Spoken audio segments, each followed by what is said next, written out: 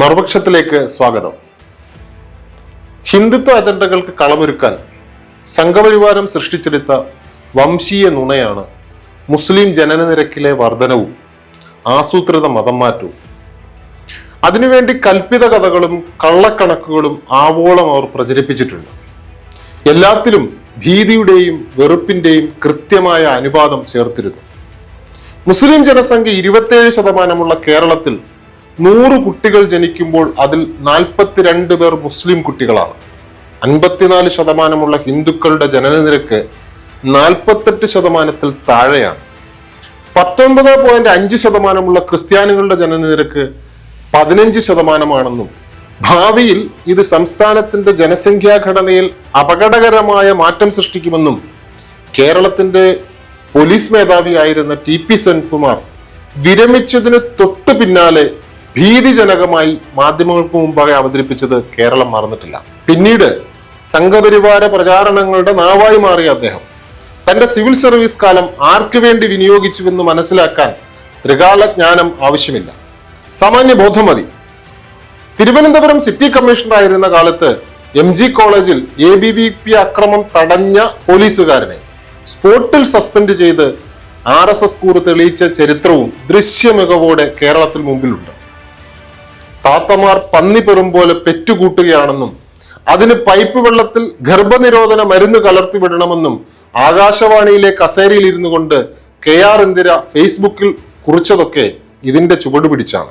IPS തലപ്പത്തും കൊട്ടുഘോഷിക്കപ്പെട്ട സാംസ്കാരിക പരിസരങ്ങളിലും മേഞ്ഞു നടന്ന ഇത്തരം സെൻകുമാരന്മാരും കുമാരികളും ഒക്കെ ചേർന്ന് സൃഷ്ടിച്ച കപട പൊതുബോധത്തിന് രഹസ്യാന്വേഷണ റിപ്പോർട്ടിന്റെ പുറഞ്ചൊട്ട അണിയിച്ച് ഔദ്യോഗിക ഭാഷം ചമച്ചു എന്നതിനപ്പുറം ആസൂത്രിത മതം മാറ്റം എന്ന ആരോപണത്തിന് വസ്തുതകളുടെ പിൻബലം ഒരു കാലത്തും ഉണ്ടായിരുന്നില്ല. അതുകൊണ്ടാണ് കോടതികളുടെ വരാന്തയിൽ പോലും അതിന് നിലനിൽപ്പില്ലാതെ പോയത്.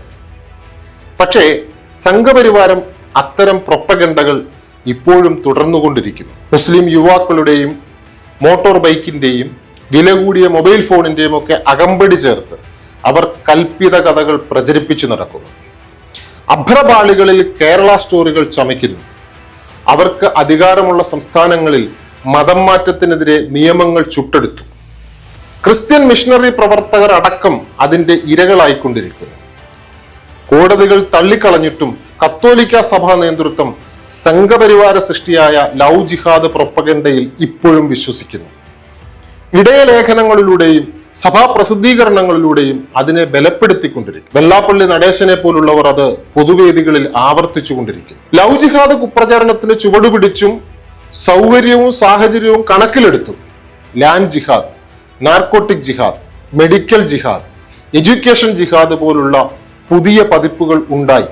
നാർക്കോട്ടിക് ജിഹാദ് പരാമർശം വിവാദമായപ്പോൾ പാലാ ബിഷപ്പിന് പിന്തുണയുമായി എത്തിയ വാസവൻ മന്ത്രി കേരളം ഇസ്ലാമിക ഭൂരിപക്ഷമാവുന്നുവെന്ന വിദ്വേഷ പ്രസംഗം നടത്തിയ വെള്ളാപ്പള്ളിയെ വെളുപ്പിക്കാനും ഒപ്പമുണ്ടായി. ലീഗ് വിരുദ്ധമെന്ന് വ്യാഖ്യാനിക്കപ്പെട്ട വെള്ളാപ്പള്ളിയുടെ മലപ്പുറം വിരുദ്ധ പ്രസംഗത്തിന് തൊട്ടടുത്ത ദിവസം അദ്ദേഹത്തെ ആദരിക്കാൻ നേരിട്ടെത്തിയ മുഖ്യമന്ത്രി പിണറായി വിജയനാണ് ഇക്കാര്യത്തിൽ വാസവന് പ്രചോദനമായതെന്ന് വേണം കരുതാൻ. ഇതിനിടെ കേന്ദ്ര സർവകലാശാലകളിലേക്ക് മുസ്ലിം വിദ്യാർത്ഥികളെ അയക്കാൻ ജമാഅത്തെ ഇസ്ലാമി കേരളത്തിൽ പ്രത്യേക ശ്രമങ്ങൾ നടത്തുന്നുവെന്നതിൽ കുറ്റം കണ്ടെത്തി എഡ്യൂക്കേഷൻ ജിഹാദിന് എളമരം കരീം വക കമ്മ്യൂണിസ്റ്റ് വകഭേദവും ഉണ്ടായി. ഇങ്ങനെ പല വിധത്തിൽ രാജ്യത്തിന്റെ സാമൂഹ്യ ഘടനയിൽ ഗുരുതരമായ ആഘാതം സൃഷ്ടിച്ച ഒരു വംശീയ നുണയാണ് 1.5 പതിറ്റാണ്ട് മുമ്പ് VS അച്യുതാനന്ദൻ എന്ന മുഖ്യമന്ത്രിയുടെ വായിലൂടെ ആധികാരിക സ്വഭാവത്തിൽ പുറത്തു വന്നു. മുഖ്യമന്ത്രി കസേരയിൽ ഇരിക്കുന്ന ഒരാളെ കൊണ്ട് അത് പറയിക്കാൻ പിന്നണിയിൽ പണിയെടുത്ത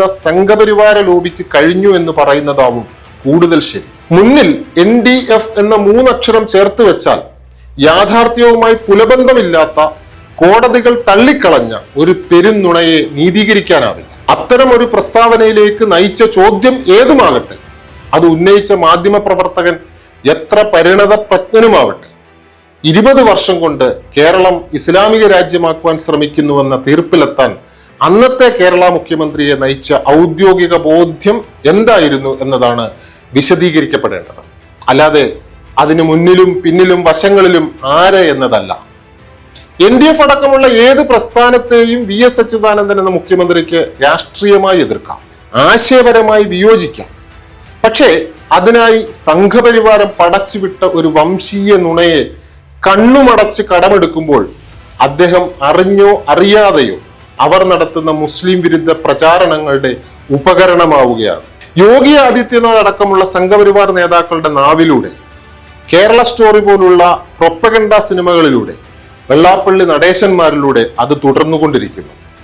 അതിൽ തിരുത്തപ്പെടേണ്ടതായി ഒന്നുമില്ലെന്ന് വാദിക്കുന്നവർ ശരിവെക്കുന്നത് സംഘപരിവാർ തൊടുത്തുവിട്ട ആസൂത്രിത മതപരിവർത്തനം എന്ന വംശീയ നുണയെയാണ്.